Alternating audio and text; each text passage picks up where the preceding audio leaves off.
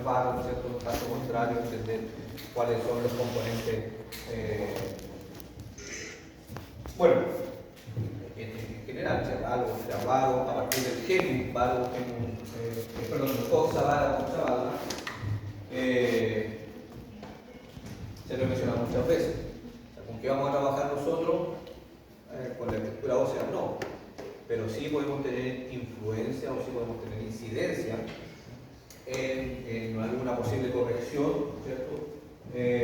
Acortando, trabajamos en vías de generar alguno más que cortar, poder activar esa musculatura, porque si en realidad, por ejemplo, esta banda iliotibial está demasiado laxa, pierde fuerza, claramente va a dejar que este varo se acentúe.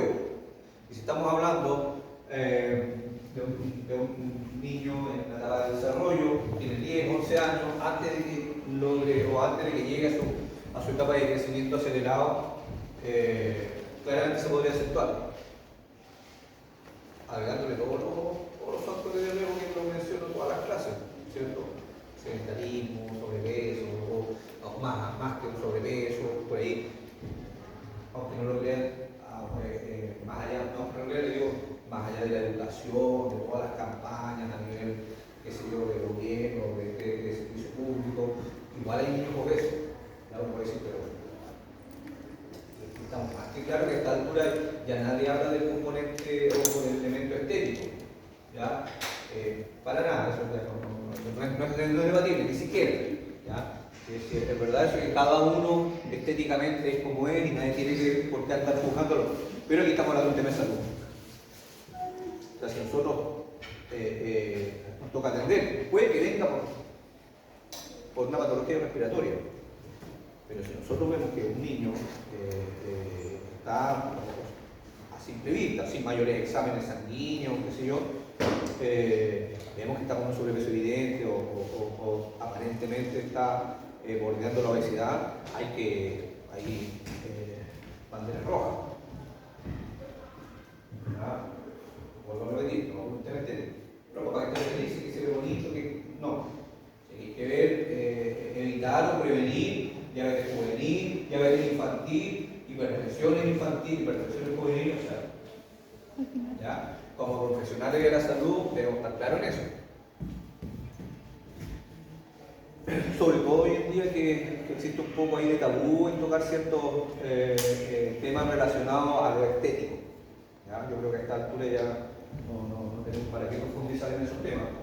Pero una cosa muy distinta a la otra. El tema estético y que no nos metamos cómo se ve, no, estamos hablando de salud. Y los estudios lo indican. Obviamente, la estadística de la probabilidad de que un niño de más de sobrepeso o de obesidad en una adultez sea hipertenso, sea diabético o tenga muchas patologías sistémicas asociadas a el 100% los estudios lo comprueban. ¿Ya? Entonces tenemos que tener ojo con eso. Bueno, por eso es que yo de vez en cuando se los menciono. ¿Ya? Aquí también, volviendo al área o al componente músculo esquelético propiamente tal, claramente también va a influir. ¿Ya?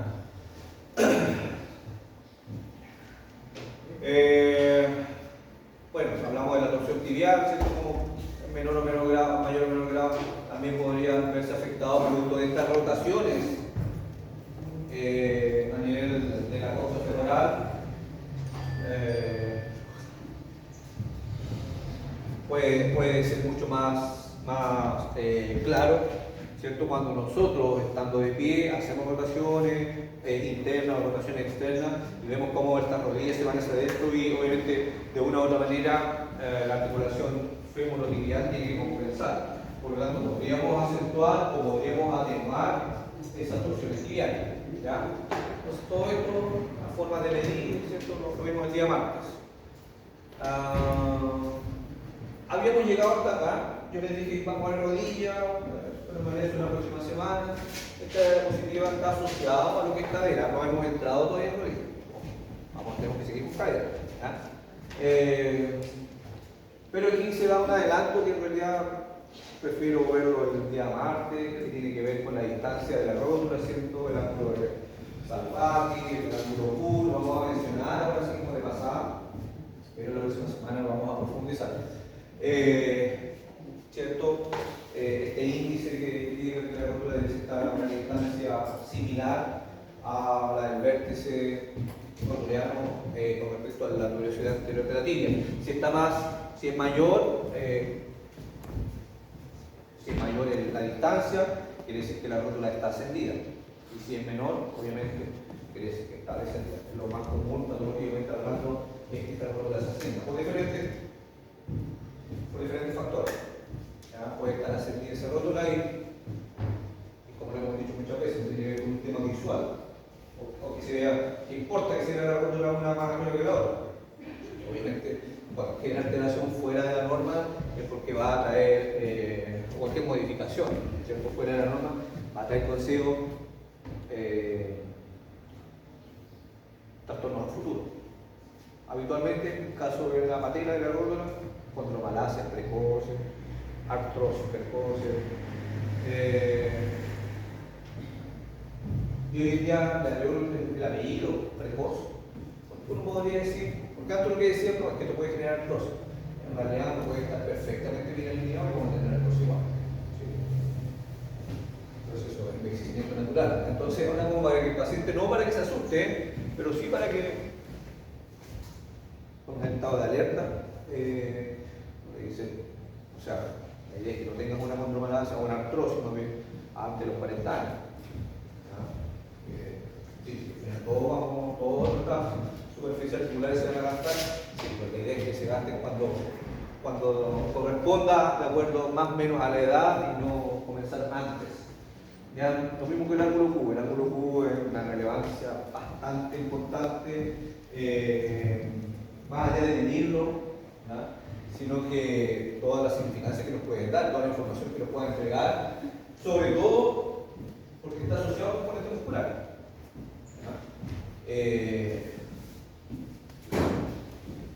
Más allá de saber cómo se traza o cómo se determina el ángulo Q, de dónde a dónde, ¿cierto? Cómo se cruzan esas rectas, más allá de saber y memorizarme eso, tengo que saber la interpretación que eso me da.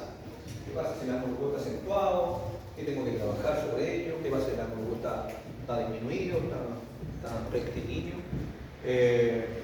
La relevancia, la preponderancia que va a tener eso, de lo mismo que estábamos conversando, o sea, del alineamiento rotuliano. Vamos a ver la próxima semana que la patología más común, la más frecuente, y lamentablemente, o no digo lamentablemente, pero que muchas veces no es bien diagnosticado, o está mal diagnosticado, o está. ¿Por qué? Que la disfunción patellofemoral. Porque es un dolor inespecífico en la rodilla. ¿Ya? ¿Y por qué es muy mal se una forma concreta de diagnosticarlo? Es porque en una imagen no aparece nada. No hay menisco roto, no hay ligamento, no hay roto, no hay ni siquiera una inflamación en el tendón, no hay nada, la imagen sale limpia. La resonancia limpia, sin alteraciones, ¿cierto? Sin solución de continuidad. El escáner lo mismo, la radiografía ni hablar, todo en su lugar, está todo impecable, pero me duele. Si tiene una disfunción femoropateral, vaya al kinesiólogo. Y llega a nosotros con ese diagnóstico. Y vemos las imágenes, todos los exámenes imagenológicos, sí, no hay nada. Y el diagnóstico, disfunción femoropateral o patelofemoral. ¿Qué es lo que es una disfunción femoropateral? Una alteración en la función entre el fémur y entre la rótula y el canal femoral. Ya bueno, pero eso es la próxima semana. ¿Ya? Entonces, ángulo Q, los índices que lo vamos a ver en rodilla, tienen una relación en mayor o menor medida de cadera. ¿Ya?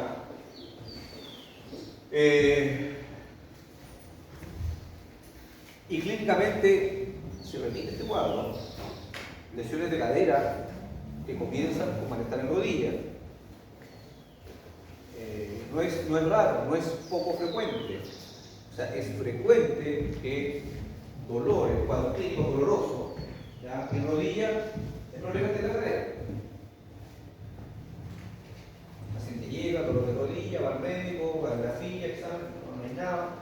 Ya, disfunción patellofemoral aquí. Como el diagnóstico, o hay rodilla. Gonalgia. ¿Saben lo que es una gonalgia? ¿Qué significa gonalgia?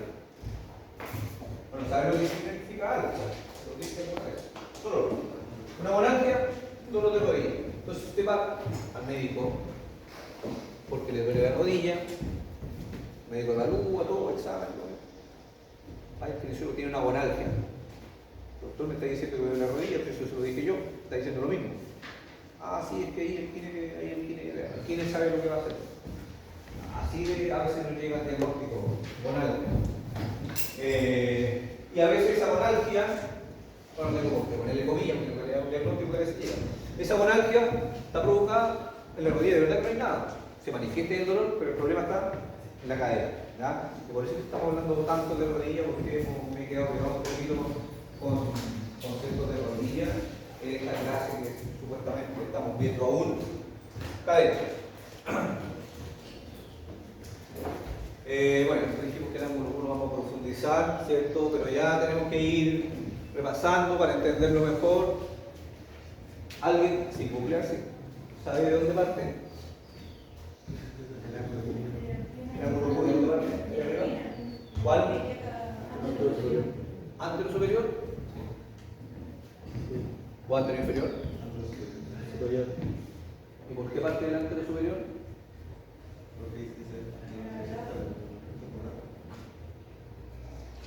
Y ese es el que va a dar la condicionante. Ahora, si hablamos muchas veces, ángulo Q, ¿y de qué sirve? Es porque claramente si esto falta así, las fuerzas de tracción va a llevar la rótula hacia afuera. Ahora, si fuese al otro lado, o sea, si fuese no 170, 175, 150, si fuese 180, va a tender a llevar hacia media.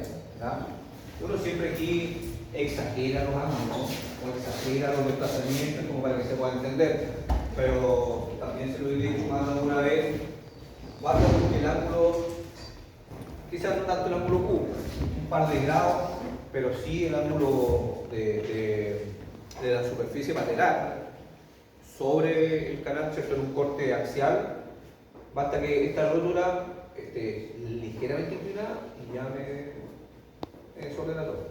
Cuadro doloroso, inflamatorio, desgaste, controbalancia, artrosis. Basta que esto esté, y estamos hablando de una inclinación, basta que esté ligeramente desplazado y ocurre lo mismo. O sea, no son los casos del lío.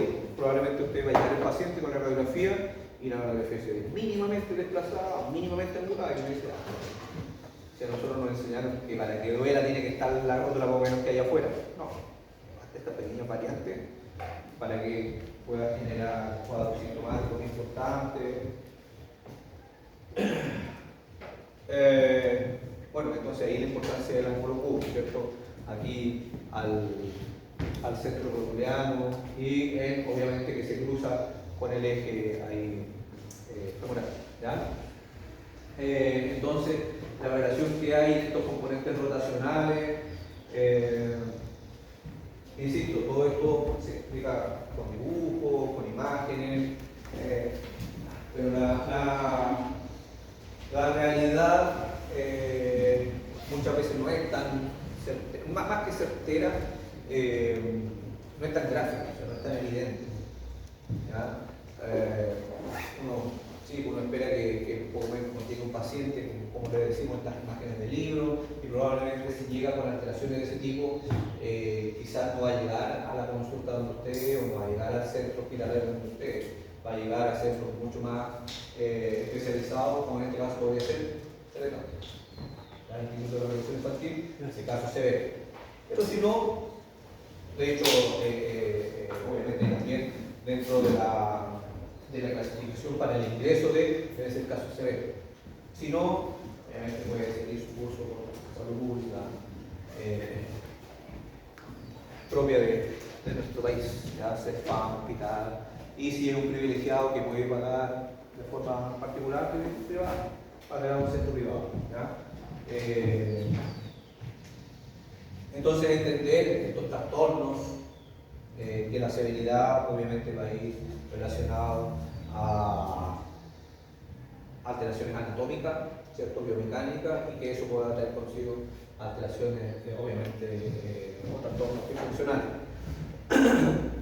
¿Ya? Entonces, esta imagen es muy representativa en cuanto a la evolución del ángulo cérvico beneficiario, ¿ya? Para que finalmente llegue. Esto lo debemos manejar como antecedente de la patología que vamos a ver a continuación. ¿Ya? Tener claro estos ángulos, lo que me podría dar origen a una coxabálica o a una coxabala. Entender, bueno, ¿cierto? Reconocer o recordar más bien lo que vendría siendo una angulación relativamente normal, ¿ya? Y las exageraciones como para que podamos también entender los cuadros patológicos, ¿ya? Pero esto se entiende que se podría determinar y diagnosticar en un adulto, ¿ya? O en un paciente que ya pasó su etapa de desarrollo, ¿cierto? La adolescencia. Imágenes radiográficas que tienen su origen, o que va a dar más bien origen a la siguiente patología. Creo que habíamos llegado hasta por acá. Pero todo esto que yo me estoy saltando tiene que ver con las alteraciones biomecánicas a nivel muscular. La relación que hay entre la cintura tibial, y para esto es, como se los digo, clase en anatomía. La influencia que pueden tener un acortamiento o una sobreactividad del músculo de la banda iliotibial o tensor de la fascia lata, ¿cierto? Que claramente puede generar restricciones o acentuar, como les decía, o atenuar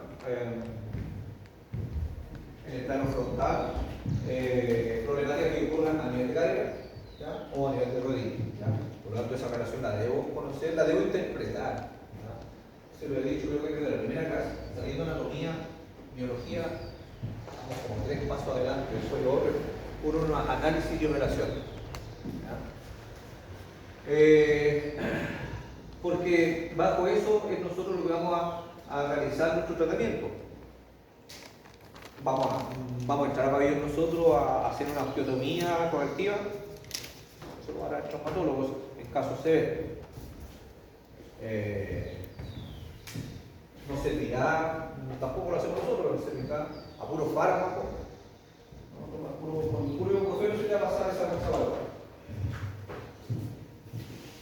No somos ortopedistas tampoco como para decir, o ortoprotecistas como para decir, no sé qué, vamos a usar una plantilla, unas órtesis por acá, para corregir. Tampoco, podríamos sugerirlo. O sea, que vaya, pues si el trauma no se dio cuenta, yo creo que igual sería conveniente haga una consulta con un ortopedista para ver. Yo creo que ahí con algunas clasificadoras podríamos ir ayudando. O, ya, si no tanto, técnica, obviamente no. Pero, ¿cuál es nuestra herramienta? ¿Qué es lo único que nosotros podemos modificar? Y con los músculos puedo, sí se puede. Sobre todo mientras está creciendo, mientras está en desarrollo. Si llega un adulto y viene con ese diagnóstico, quizás nunca se lo habían dado por diferentes motivos. Quizás ahora trabaja o tiene más tiempo, etc. Ahora consulta. O, ¿por qué creen que un paciente puede llegar a los 30 años, primera vez, a consultar y más encima va con ese diagnóstico de coxabálica? ¿Por qué durante 30 años? ¿Por qué ahora a los 30 años fue el paciente a consultar?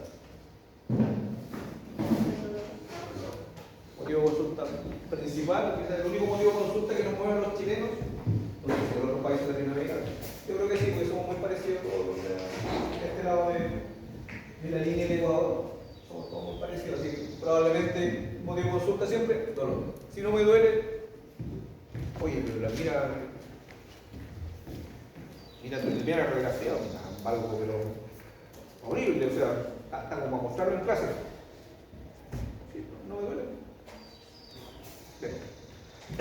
Ahora puede llegar a esa edad, o puede llegar ya en la etapa más tardía, adultos mayores, donde ahí sí que ya, porque por lo menos en adultos podríamos, quizás no corregir, pero sí prevenir que esos cuadros que quizás inicialmente son dolorosos, después se asocia a un componente ya artrósico, alteraciones degenerativas, y que ya ni siquiera con un tratamiento paliativo, o sea, ni siquiera con tratamientos analgésicos, va a pasar. ¿Ya? Si hay alteraciones a nivel condral, centro articular, menos tenemos que hacer. Entonces, si está relativamente joven, adulto, 30, 40 años, todavía podríamos, todavía hay algo que hacer. Pero podríamos corregir, difícil. Difícil. Lo que yo les mencioné, este caso de una paciente de 40 y tantos años que le pusieron la plantilla, ni siquiera le dolían los tobillos. Estaba en tratamiento por una disfunción paternal con los dolores de rodilla en específico, se le alivió muy bien, maravilloso el kinesiólogo, maravilloso el kinesiólogo. Todo esto relató a la paciente y se lo mencioné en todo caso, le dije, voy a mencionar tu caso en clase, que me sirve como ejemplo. Y el kinesiólogo le dice, ¿sabes qué? Tiene un arco plantar descendido, ese es bien raro, sería bueno que usara plantilla. 42 años, sí, pasa el mismo, no más. Plantilla. Yo le digo a ella que lamentablemente se alinearon mal los planetas, justo. Todo mal, coincidentemente. Justo plantilla, muy obediente ella, la empezó a usar como le dijeron, y estaba de vacaciones, tuvo que dejar. 10 días, cuando uno sale de vacaciones, actualmente camina, habla. Empezó con los malestares obediente, no, empezó a usar la plantilla, siguió acá, también ella muy rigurosa con su tratamiento, usó las plantillas todo el día. Finalmente, una periostitis tibial comenzó con unos dolores tremendos que la hacían claudicar o cojear más que antes de que le doliera la rodilla. De verdad, y lleva meses con ese cuadro, estamos ahí lidiando un poco con eso. Trató de usarlas después. Bueno, ella comprobó por sí sola, porque dejó de usar las plantillas por unos días, se pasó el dolor. Pero decía, no, quizás es parte de la adaptación, porque ella por ahí leyó que las plantillas nunca, o sea, a veces cuando uno comienza a usar plantillas molesta, ¿cierto? Por la adaptación. ¿No? La siguió usando, al final un cuadro doloroso tremendo, y por el solo hecho de usar plantillas. Yo dice, pero ¿cómo si la plantilla supone que era por mi bien? Sí, pero que a los 40 y tantos años, supongamos que a los 15 años llegaste a tener este alineamiento, toda tu estructura estaba adaptada a eso. Cuántos pies planos, cuántas rodillas en paro, como ya siempre, toda tu musculatura, todo tu sistema musculoesquelético estaba adaptado a eso. Entonces, ¿qué hiciste? De un día para otro, modificaste. Y se me desató todo ese cerebro. Entonces, ¿qué es lo que tiene que hacer uno a esa altura? Musculatura. Inhibir, relajar, con elementos analgésicos, masajes, con todos los tratamientos paliativos, como yo le digo coloquialmente, con todos los cariñitos, todos los manejes que hay que hacer al paciente para que le baje el dolor. Y tratar dentro de lo que se pueda de flexibilizar esos músculos que se respondieron acortándose o más que acortándose, sobreactivándose. No es un proceso rápido. Me dicen, escucha, llevo 3 sesiones y todavía me duele. Sí, porque si vais 6 meses con el dolor, si tampoco mago no soy. Y nadie, ningún kine va a solucionarte haciendo lo que sea. Ahora, todas las agujas que están ahora bien moda, todos los procedimientos nuevos y que existen. A lo mejor en los próximos años vamos a ver, seguramente ustedes también han visto todos los componentes del dolor. Todo lo que está por acá, todo esto ambiguo que se interpreta como dolor, también influye. Entonces, 6 meses con dolor, difícil que en 6 días, ni siquiera hay una proporción directa, una relación directa 6 por 6. ¿No? ¿Ya? Entonces, ¿qué tengo que hacer? Músculo. Por ahí, claro, alguna técnica electrokinemática para descomprimir o aliviar o estimular también receptores articulares, generar analgesia por ese tipo, modular, combinar un poco de analgesia, pero también corrección con el componente muscular, que es el que tengo a mano, el que tenemos a mano. y que es para el que nos preparamos. ¿Ya? Y le decía yo que todo esto eran antecedentes para esta patología. La luxación congénita de carga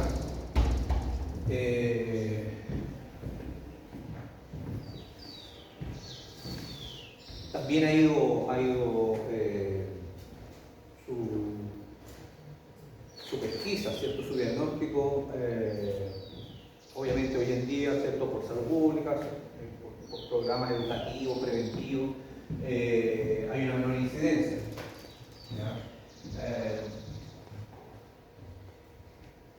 Yo que fui niño en los años 80, se veían pacientes y era muy característico, había zapaterías donde vendían, o uno veía en la calle, sin siquiera uno se experiencia, uno realmente veía, no sé si alguno tiene algún familiar, adulto y adulto mayor, con diferencias de longitud, de extremidades, y había unos zapatos súper altos y otros bajos, unos realces tremendos. ¿Y era por qué? Porque sí, antes no había tanta salud comunitaria, ¿cierto? En salud pública, en los centros públicos, y no se pesquisaba. Y cuando niño, ¿cierto? Probablemente tenía esta displasia o esta luxación de cadera,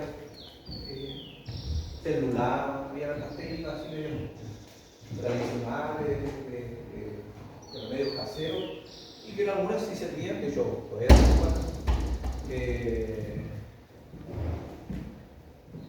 y que obviamente hoy en día tienen menos pesquisa. O sea, existe un programa en el cual es obligatorio tomar una radiografía al nacer y a los 3 meses. Solamente la apéndice, precisamente para diagnosticar. Si se ve, si se sospecha a los 3 meses que hay algún grado de dismetría, ¿cierto? Entendiendo que a esa edad ni siquiera está formado, no hay nada. O sea, que no hay una línea ¿cierto? Entre el fémur y no hay cabeza femoral, no hay nada formado. Pero ya cuando hay un ligero desalineamiento, el pediatra, ¿cierto? Dice, ¿sabes qué? Vamos a ir utilizando estos elementos, vaya al kinesiólogo, vamos a hacer estas órtesis, dependiendo de la severidad, obviamente, para prevenir, y vamos a tomar una radiografía a los 6 meses. Todo en vías de, obviamente, prevenir, ¿cierto? Una luxación congénita o una displasia de cadera. ¿Ya? Entonces, como su nombre lo dice, ¿cierto? Tiene diferentes nombres. ¿Ya?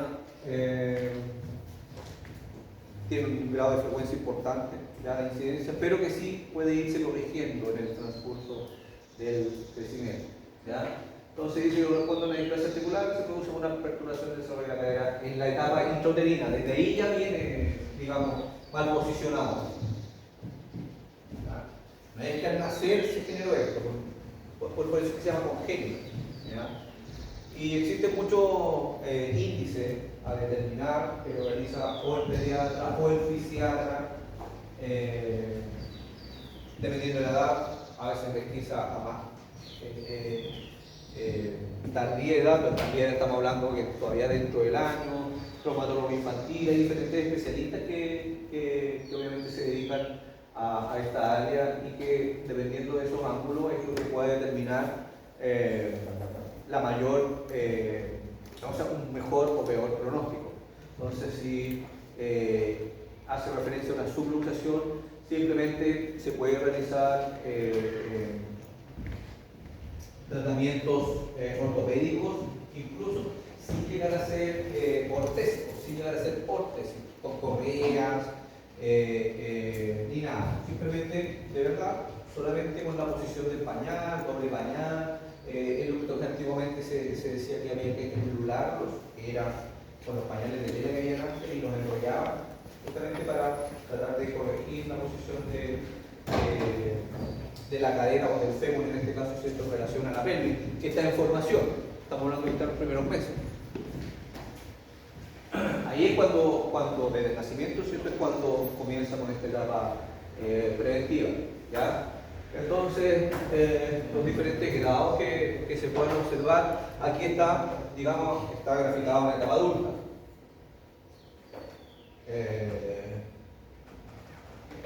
En menor con menor frecuencia hay pacientes que pueden llegar a él. externos o ajenos no tuvieron en su momento el diagnóstico adecuado. Creo que se lo he mencionado un poquito más, el tema que hoy en día también ha favorecido mucho más la interculturalidad, ¿cierto? Porque nosotros somos un país, digamos, donde todavía hay altos sentimientos rurales, donde no solamente acá en la región 15, sino no solamente en Arica o en la zona norte, ¿cierto? Donde están todos los poblados, las localidades precordilleranas o cordilleranas. Hoy en día existen bastante avance en cuanto a la prevención y a la salud municipal, ¿cierto? Y hacen rondas médicas, y va el médico, va la enfermera, va el KIN también, el kinesiólogo, hay diferentes municipalidades de kinesiólogos que salen a hacer rondas, porque todavía existen ciertos poblados donde no existe la costumbre o que se vea por un tema cultural, ¿ya? De asistir a estas prevenciones, a estos sistemas preventivos, ¿ya? Por lo tanto, hay más pesquisa en ese aspecto, ¿ya?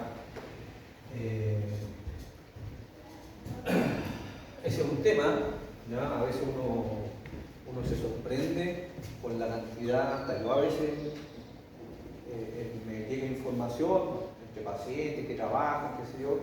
Por ejemplo, no sé si alguien acá vive o tiene familiares en el Valle de Azapa, no acá en los primeros kilómetros. La cantidad en los colegios, por ejemplo, de niños inmigrantes, antes sí, pues había más, eran los vecinos directos, que había Bolivia, Perú, que estaban acá, ahora hay de todo.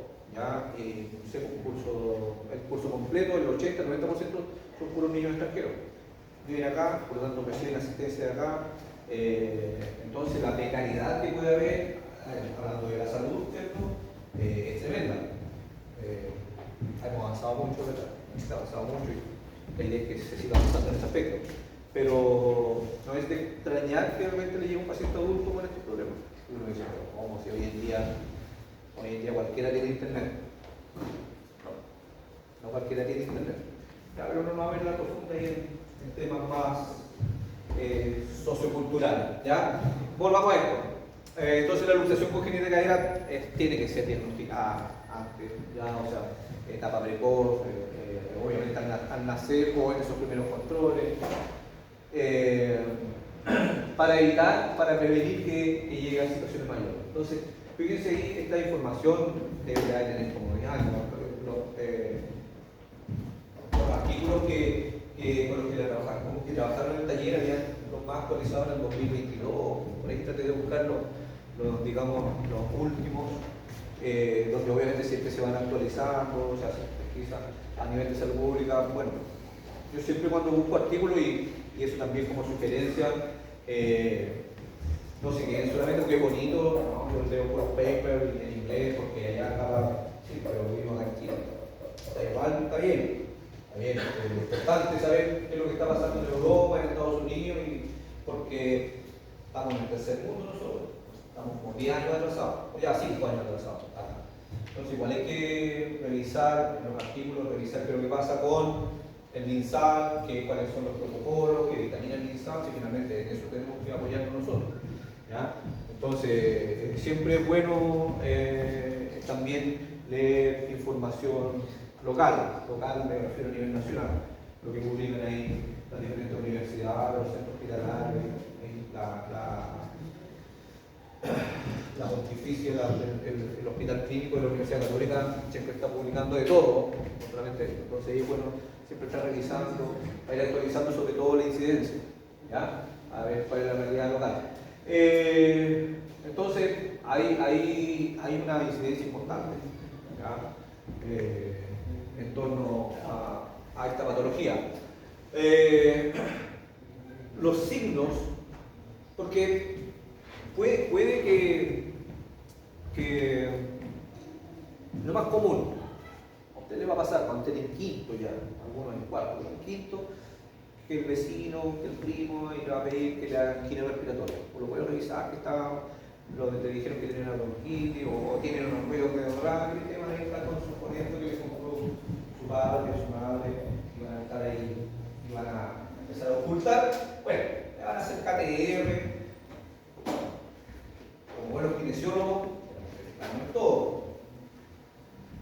esa observación e inspección, no se nos puede pasar esto.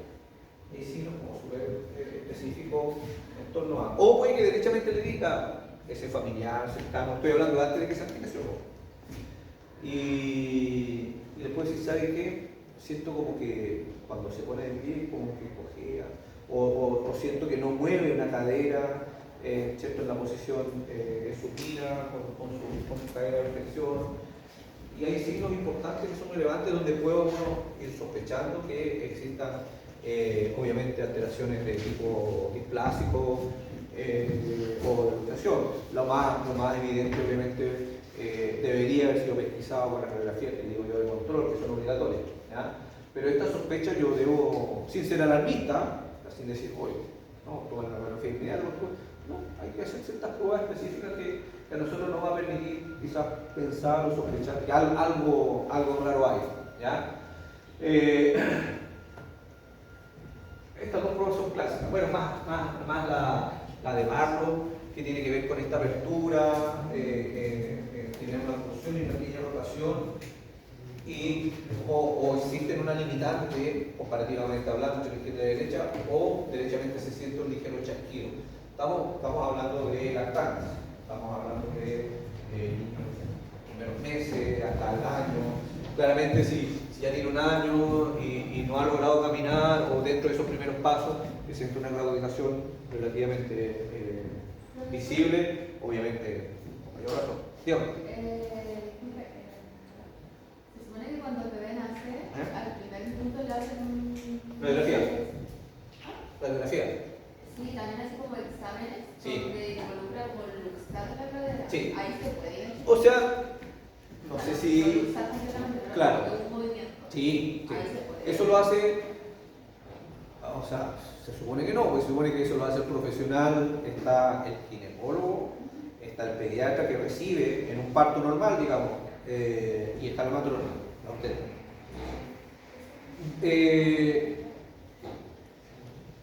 Exactamente no podría decir, ahora último, quién hace quién, cómo están distribuidas esas, pero están siempre esos tres, por lo menos, en un pabellón, en un parto normal. Mira, voy a preguntarle ahí a matrona conocida. Es que sí, bueno, ahí por eso, estar a dudar o más bien a pensar en alguna negligencia, que ahí está libre, podría ser, pero se supone que nosotros nos basamos en que el personal es el calificado, no debería pasar, ¿no? O sea, si pasa eso, o sea, si ocurre que en el momento es porque él venía ya intrauterino, quizás lo que pasó en ese momento estaba a punto de, y dentro del movimiento hizo, no es que lo haya usado, como te digo, de manera negligente, ¿ya? O por algún error de procedimiento, ¿ya? Pero sí, se hacen todas estas movilizaciones, se hacen flexiones. Sí. Bueno, aquí tienen el privilegio de ser padre o madre, ¿verdad? ¿No? ¿Nadie? Claro, cuando nace, poco menos que así, no lo miren porque es tan frágil y viene el pediatra y para abajo, la matrona lo mueve, da vuelta, lo limpia, y después se lo entregan a los papás y los papás por favor, no me dan bulla. Bueno, toda esa evolución se hace muy interesante. Estamos en el índice de Barlow, se hacen mediciones, esto tiene que ver ya con un examen exhaustivo, el profesional indicado, para ver a cuánta angulación debiese llegar dentro de lo que es normal. Estas son pruebas clínicas, ¿ya? ¿A qué me refiero? Que no son categóricos, lo categórico es la imagen, ¿ya? Yo aquí puedo indicar una sospecha de, ¿ya? Si es que dentro de este ejemplo que les daba yo, que de repente los mandan de advertines para que hagan un poco de KTR y resulta que se encuentran, o derechamente les dicen que parece que no se mueve bien, claro, uno puede hacer estas movilizaciones y uno ve al tiro, o podría haber dismetría, una flexión que pasa a los 90 grados y la otra hay una especie de trabamiento, o derechamente se manifiesta con dolor. Sabemos que el lactante, su forma de comunicarse es el llanto, pero hay formas de irlo diferenciando, un llanto que por una movilización dolorosa a una donde no la es, ¿ya? Por lo tanto, estos signos clínicos son los que van a ser relevantes, pero que la confirmación tiene que ser sí o sí con imagen. ¿Ya? Siempre, más allá de las movilizaciones, por algo nuestra evaluación kinésica parte con infección. Bueno, la anamnesis, qué sé yo, con infección. Entonces, si yo observo, sin movilizarlo yo, los puros movimientos activos, el movimiento natural de, o si está, qué sé yo, durmiendo y los pliegues. O sea, tiene una simetría de pliegue, algo está indicando. ¿Ya? Entonces, algo tan simple como eso a mí ya puede estar dando indicios de lo que podría estar ocurriendo.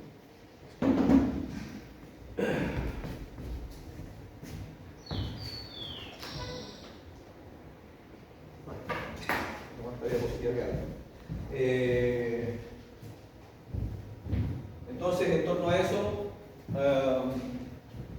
decíamos que mencionaba que el signo de Ortolani y Barlow son estos signos clave, que ahí está muy bien graficado.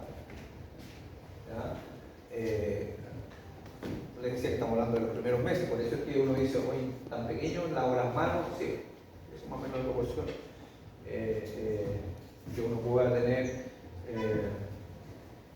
en cuanto a las movilizaciones, ya que uno tiene que empezar buscando el signo clínico. Le decía yo que existe un crédito, el signo de chasquido. Más allá de ser audible propiamente tal, en realidad es más bien palpable. ¿Ya? Es como cuando uno dice que no es lo mismo, ¿ya? Y no es un tema de las sinoviales, ¿ya? Pero cuando uno dice, ¿escuchaste que eso no? No, pero se sintió, sí. ¿Ya? Cuando uno hace ortokinemática, lo mismo. Ese tipo de sonido es, ¿ya? En realidad muchas veces más identificable cómo se percibe al palpar o al movilizar. ¿Ya? Y le decía que no es lo mismo que cuando uno cuando hacen ajustes articulares o de artrokinemática, ¿ya? Porque en ese caso recuerden que a esta altura me imagino que tenemos claro que no es que el hueso salga y entre en los ajustes artrokinemáticos, ¿ya? Ahí simplemente son cambios de presión en el espacio intraarticular, ¿ya? En este caso sí, el chasquido tiene que ver o podría ser de que ese hueso de cabeza femoral esté saliendo o entrando también a este esbozo de cadera cotiloidea. ¿Ya? Según que está todo en formación cartilaginosa. ¿Ya? Ojo con esto. Claro, uno le dice, escuchar, no, lo que es la prueba, eso es súper categórico. Barro, Ortolani, barro. Y si sale negativo, no tiene. No, en eso está indicando esto. Igual, más allá de que esta prueba hubiese salido negativa, no descarta que sí pueda tener una notación positiva. Por lo tanto, igual, si están los otros, todo el otro cuadro clínico que puede relatar el papá, los papás, o que ustedes puedan observar, también la sospecha, ¿ya? Imagen. Bueno, ¿qué implica el signo Ortolani? ¿Ya? Cómo se toma, la rodilla, que en realidad es, más allá de leerlo y memorizarlo, en realidad, la imagen queda mucho más gráfica, ¿ya? La forma de tomarlo y todo lo demás.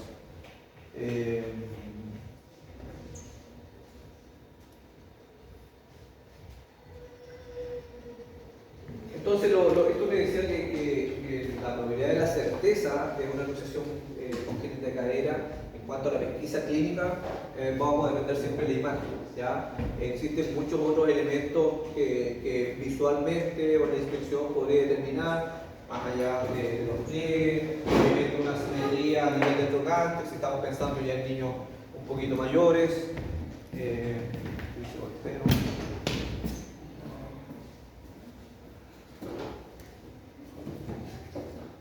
Ahora entiendo por qué es así, está bien. Entonces, claro, el niño más grande, obviamente una marcha clavical que ya es motivo de sospecha. Obviamente no necesariamente va a ser una luxación de cadera, pues hay muchos otros problemas, pero claramente es más fácil quizás ahí determinar cuáles pueden ser los trastornos que se estén manifestando. Trendelenburg.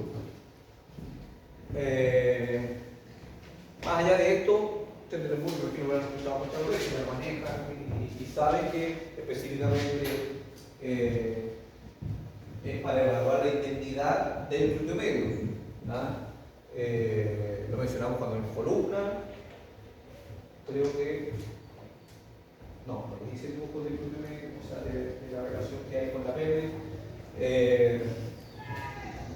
Pero sí les dije que aprendíamos en anatomía 1 que el glúteo medio hacía abducción. Pero aquí, quizás antes, ojalá que antes también se lo haya mencionado, no es lo más relevante del glúteo medio. El glúteo medio es su rol principal es la estabilidad de la pelvis.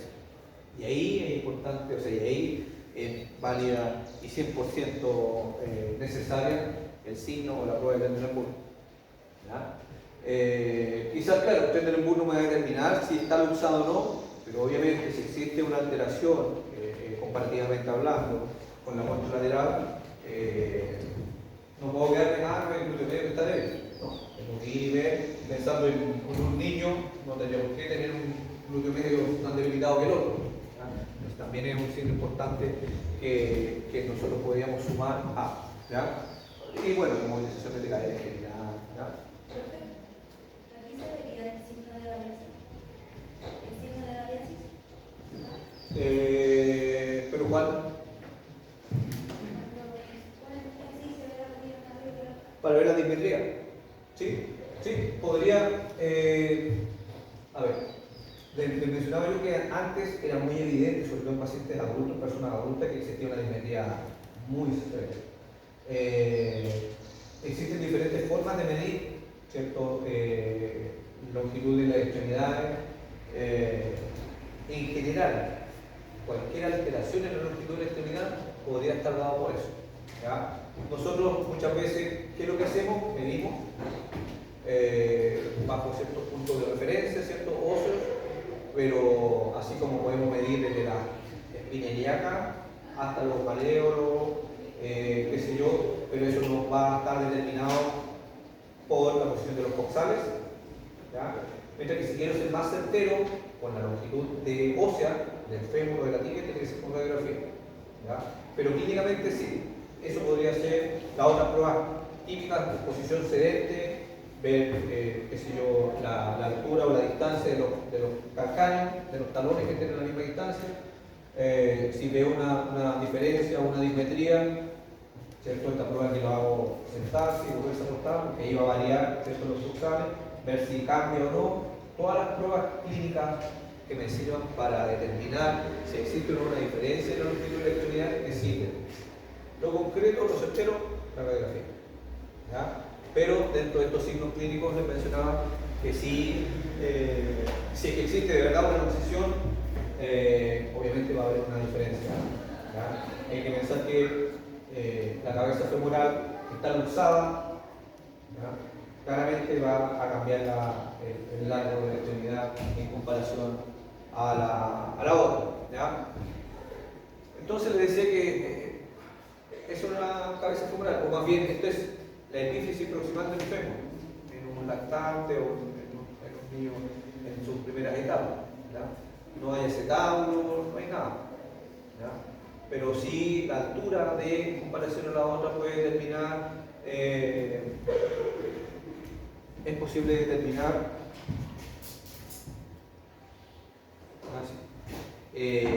si existen alteraciones o no. ¿Ya? Entonces la radiografía es la que es el examen, digamos, constante. Con eso yo puedo determinar sí o sí si existe algún grado de luxación o no. ¿Qué más de acá? Referencia acá. Decía que esto es hoy en día obligatorio, aquí en China por lo menos, ¿ya? Como campaña de salud pública, es obligatoria la radiografía. ¿Qué tiene que ver con esto? Lo ideal es pesquisarlo antes de los 6 meses, que cuando ya comienza el proceso de consolidación, ¿cierto? O de madurez ósea. ¿Ya? Profe, te estaba diciendo de que eso se genera intrauterinamente. Pero igual dicen que, por ejemplo, los andadores son súper perjudiciales para el desarrollo. Todo lo que es la cadera puede generarse un Sí. proceso. Sí, podría. A ver, los andadores también es un tema bien debatible. No sé si muchos saben si tuvieron o no tuvieron andadores. No quiere decir que todos los niños que ocuparon andador tienen problemas, no solamente luxación de cadera, de diferentes tipos.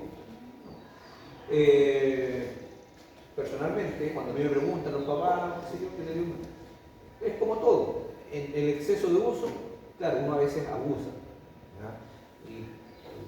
Porque dentro de cierto grado de independencia y el niño es más feliz andando en el andador a tenerlo en brazos, a estarlo paseando. Entonces, si tienes todo el día en andador o muchas horas, claramente le va a hacer mal. Si lo ocupa un ratito, no tendría por qué. Ahora, si está propenso pensando en que uno en el andador recién empieza a los 8 meses, cuando tiene cierto control de tronco, ya no creo, no me imagino yo a un lactante, un chico de 2, 3 meses que lo coloquen andador. ¿Ya? Entonces ya tiene un cierto grado de madurez. ¿Ya?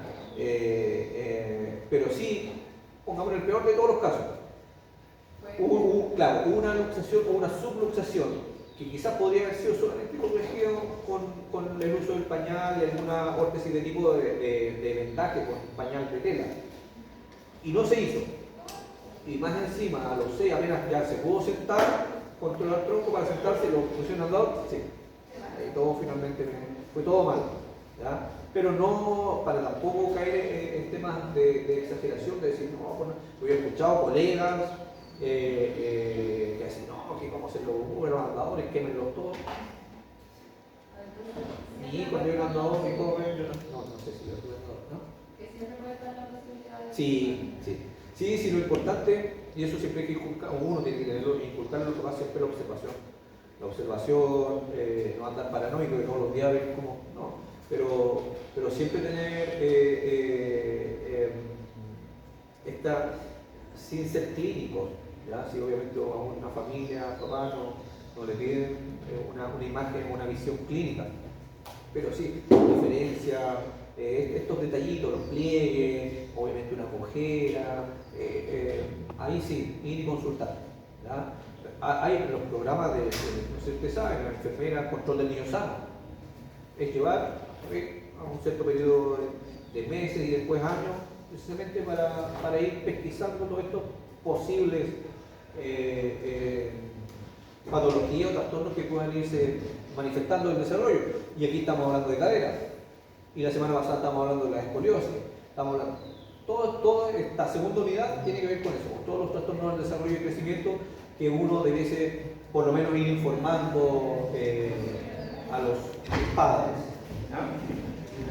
Esta es la imagen. Los diferentes ángulos que se determinan, claro, aquí está representado una luxación de cadera. ¿Ya? Ahí es donde se va a formar el acetábulo. Esto es, como les digo siempre, una representación gráfica, por eso es que está exagerado. Aquí es donde se va a formar el acetábulo y está, claro, aquí donde vemos el núcleo que va a dar origen a la cabeza femoral, está por allá arriba. Entonces uno ve esto en una radiografía evidente. Simple vista, no tengo necesidad ni de medir como para saber que es una representación de cadera. Pero ya en el plano les decía yo, desde el punto de vista del traumatólogo infantil o del fisiatra, se mide, bueno, y el radiólogo obviamente, el médico radiólogo es quien determina, de acuerdo a estos diferentes índices que se trazan, ¿cierto? Que tiene que ver con lo horizontal y el ángulo que se da a nivel del esposo, el ilíaco con respecto a lo que va a ser el borde o la ceja cotiloidea superior. ¿Ya? Aquí es donde se va a formar el acetábulo, en este ángulo. ¿Ya?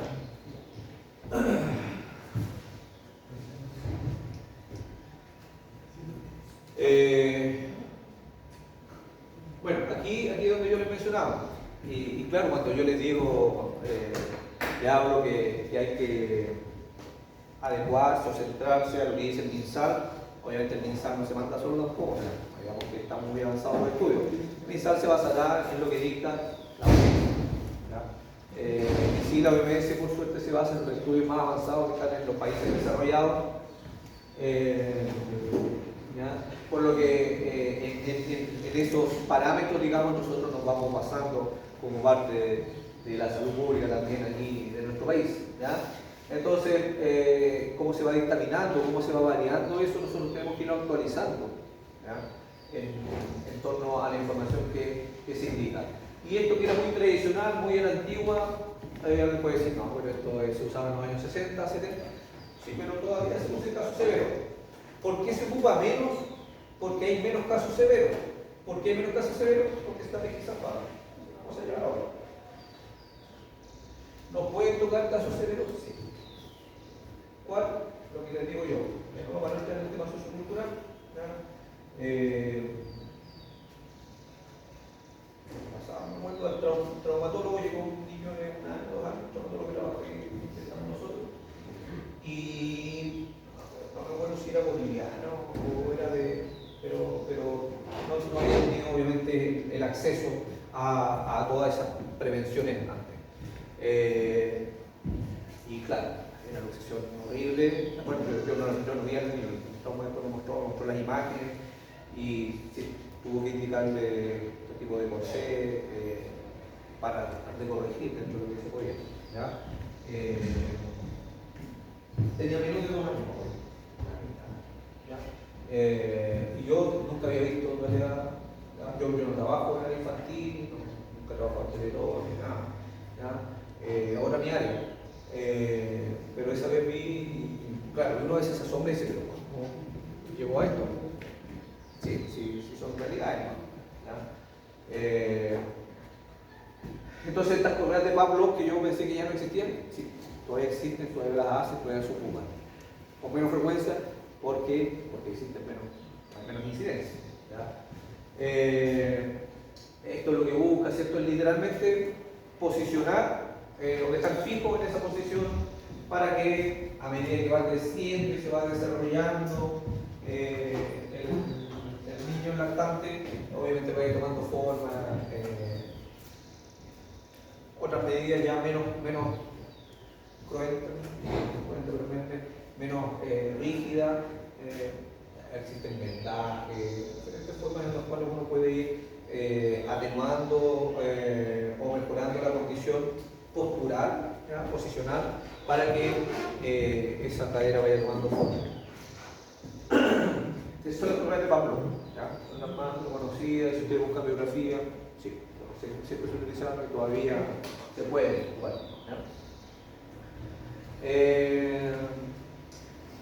Siempre hablando de tratamiento, nosotros qué hacemos como Aquiles, nos vamos a ponerlo a hacer pesas o vamos a aplicar agujas. No, estimulación temprana, lo que se le llama muy general, todo lo que se hace en realidad dentro de un tratamiento en niños de esa edad. Teniendo la certeza, teniendo la seguridad de que hay movimientos que tenemos que prevenir o evitar, abducciones marcadas, flexiones marcadas, hacemos movilizaciones pasivas, dentro de lo que uno realiza en estos tratamientos de desarrollo psicomotor. ¿Ya tuvieron psicomotricidad o algo que ahora y ahí van viendo, ¿cierto?, todas las etapas del desarrollo psicomotor van ligadas a esto. O sea, si bien es cierto que quizás hay tecnología, pero lo que nosotros tenemos que hacer es que excelente siga su curso natural, ese desarrollo psicomotor. ¿Ya? Entonces, si, por ejemplo, no sé, ese niño no llegó a los 4 meses a sentarse o a los 6 meses a tener un control de tronco, quizás puede haber estado asociado a esto, ya, problema de nivel de carga. Entonces, el tratamiento en sí tiene que ir más por ese lado, entendiendo que existen elementos ortésicos, en el caso de una situación severa, ¿cierto?, que tienen que ser sí o sí aplicados. ¿Ya?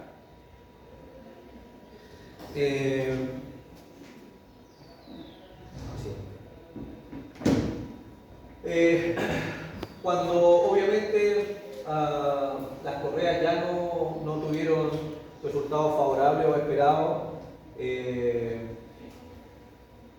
llega obviamente a una inmovilización rígida. No es lo ideal, sabemos lo que conlleva una inmovilización rígida, un yeso. Primero, lo desagradable que es, lo incómodo que es para el afectado, ¿cierto? Para el bebé. Y lo otro es que igual va modificando el crecimiento. Si te parezca obvio, los lactantes van creciendo día a día. Entonces ponerle un yeso ya va a estar restringiendo un poco el crecimiento, por lo tanto no es lo ideal. No es lo ideal. Pero en situaciones severas sí podría llegarse a una indemnización, la aplicación de un yeso. Tal como lo hemos mencionado muchas veces, es lo que menos ya no se ocupa casi nada, pero podría, es una opción, ¿ya? Una opción en casos severos. Y ya, digamos, tampoco descartable posible cirugía. Ahora, obviamente, esta intervención quirúrgica va a depender mucho, aparte de la severidad, de la edad. No tiene sentido los primeros meses, a los 2 o 3 meses, por mucho que esté luxado, y la primera medida, operemos. No, se buscan ir quemando etapas, buscando todas las estrategias posibles, hasta que la última opción, y obviamente a medida asociado a la edad de crecimiento, si no sé, ya llega al año, a los 2 años y todavía se presenta, si obviamente no es descartable también aplicar algún procedimiento quirúrgico. ¿Ya? Entendiendo que sí o sí debiese ser precoz igual. No puede esperar hasta los 10 años para recién realizar esa intervención, porque obviamente todos los ajustes a nivel musculares, ¿cierto? Y neurales van a variar demasiado. ¿Ya? Pero no hay que descartar que pueda ser un tratamiento también a realizar. No, si para eso estamos, pregunten todo lo que quieran siempre. La probabilidad de que el tratamiento con las correas de Pablo fracase es por la correa en sí o depende del papá. Habitualmente Por depende. irresponsabilidad. Sí. O sea, no sé si es responsabilidad, es desconocimiento, es una probabilidad siempre. Entonces el tratamiento con esas correas sí es como, igual ningún tratamiento 100% efectivo, pero es efectivo. Es que dentro de, antes de pasar al yeso, pasar a la cirugía, fíjate que más que por eso la irresponsabilidad, ¿no? Son las condicionantes y finalmente hay que entender, y también, ¿quién es el que está hoy en día? Antes uno decía, no, si la mamá es la que está siempre, hoy en día eso cambió, la mujer está trabajando alrededor de los hombres. Entonces, ¿quién queda a cargo? O la abuelita, o los que pueden ganar. Entonces, finalmente, todas las horas laborales que los papás están trabajando depende de él. Entonces, claro, si se le movió, se le corrió, y entonces la educación ya no basta con que sea solamente a los papás. Hay que educar a la abuelita, entonces son muchos los factores que pueden influir. ¿Ya? Si ya la información que le entrega el médico, el especialista o el kinesiólogo a los papás ya puede verse desvirtuado por lo mismo que hemos comentado. Imagínense si eso tiene que llegar a un tercero. Más complejo se hace. Pero no es muy frecuente. ¿Ya? Pero claramente también uno lo va citando con cierta regularidad, no es que lo mandamos por las tomas de Pablo y no podemos 3 meses más. ¿No? Tiene un control más periódico, digamos, para ver cómo va comportándose. Más que todo, no tanto para ver el cambio o las correcciones, sino que precisamente para ver si están siendo bien utilizadas. ¿Ya? Entonces ahí, ¿qué es lo que se hace? Pide que se lo saquen, a ver, colóqueselo, para ver cómo está haciendo el día a día. ¿Ya? Bueno, y aquí justamente todo lo que son, o lo que pudiese ser como trastornos a futuro, aparecen necrosis avasculares a los 30 años, a los 40 años. Uno dice, pero si nunca, no tenía idea, nunca me dolió. Esto que nunca me dolió, más allá de que aparezca un dolor o no, pueden aparecer necrosis vascular. Aparentemente espontánea, porque si no he hecho nada indebido, siempre he practicado deporte, no aumenté las cargas, no he subido de peso. Cuando tratan de buscar la explicación, quién sabe, quizás en algún momento tuvo un comportamiento, quizás hay una pequeña dismetría que no fue pesquisada y ni siquiera cojeaba un paciente durante toda esa etapa de adultez, y realmente apareció una necrosis.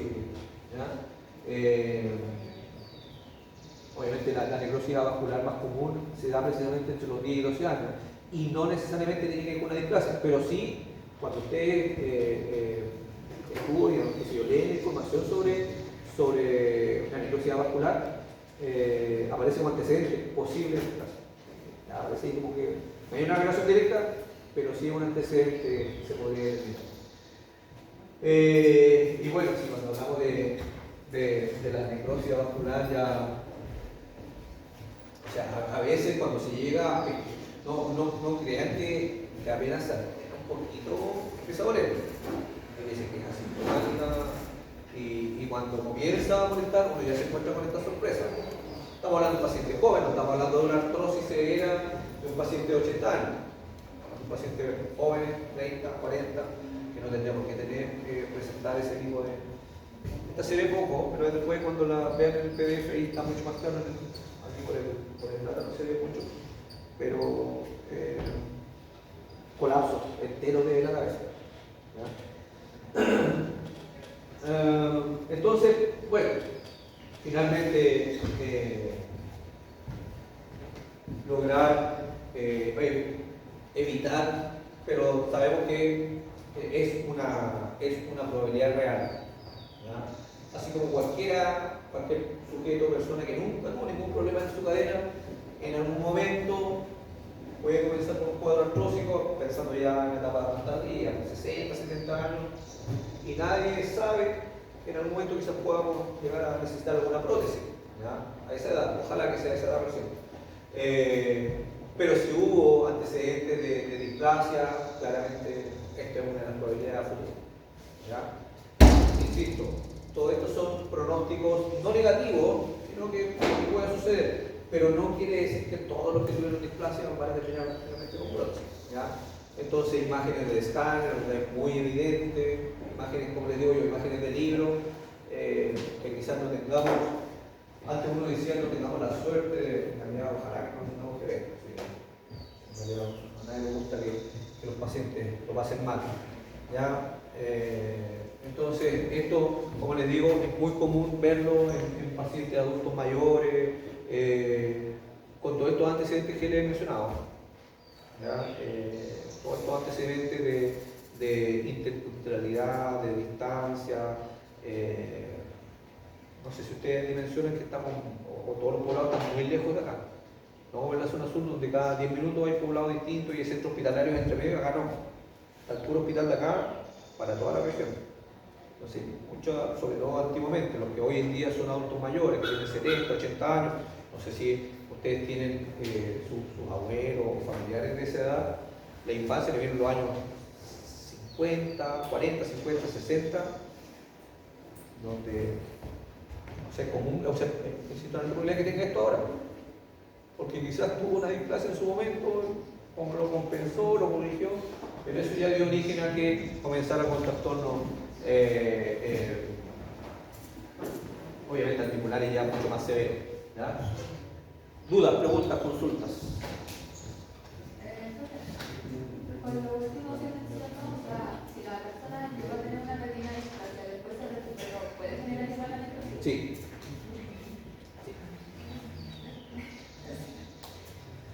Así es.